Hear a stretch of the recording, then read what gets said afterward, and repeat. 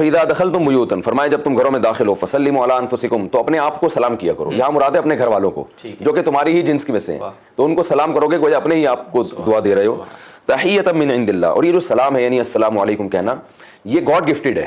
تحیۃ من عند اللہ کا جو صحیح ترجمہ ہوگا یہ گاڈ گفٹڈ ہے.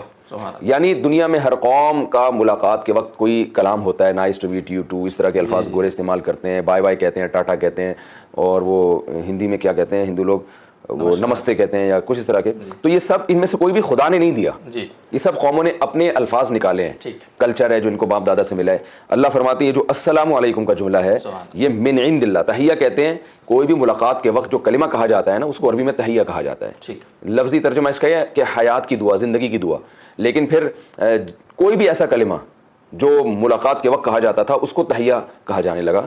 تو یہ کلمہ ہے ملاقات کا جو اللہ کی طرف سے ہے، مبارکتاً برکت والا ہے، طیبتاً بہت پاکیزہ ہے. تو اس کی السلام علیکم کے اللہ نے کی 3 خوبیاں بیان کی ہیں. نمبر 1 گاڈ گفٹڈ ہے، کسی قوم کا کلچر نہیں ہے. دوسرا یہ کہ برکت والا ہے، اس سے محبت نمستے کہنے سے یا نائس ٹو میٹ یو اس طرح کے الفاظ کہنے سے یا ویلکم کہنے سے وہ محبت نہیں پیدا ہوگی جو برکت اللہ نے السلام علیکم کے لفظ میں رکھی ہے کہ تم پر سلامتی ہو، ہر قسم کے عیب سے آفت سے اللہ تمہاری حفاظت فرمائے. اور طیبتاً ہے بھی بڑا پیارا اور پاکیزہ، بہت ہی پیارا اور پاکیزہ کلمہ ہے. اس میں دعا دی جا رہی ہے نا، اور دعا بھی ایسی دعا دی جا رہی ہے سلامتی کی دعا، تو پاکیزہ کلمہ بھی ہے. کذالک یبین اللہ لکم الآیات، اس طرح اللہ اپنی آیات تم پہ کھول کھول کے بیان کرتا ہے. لعلکم تعقلون، تاکہ تم عقل سے کام لو.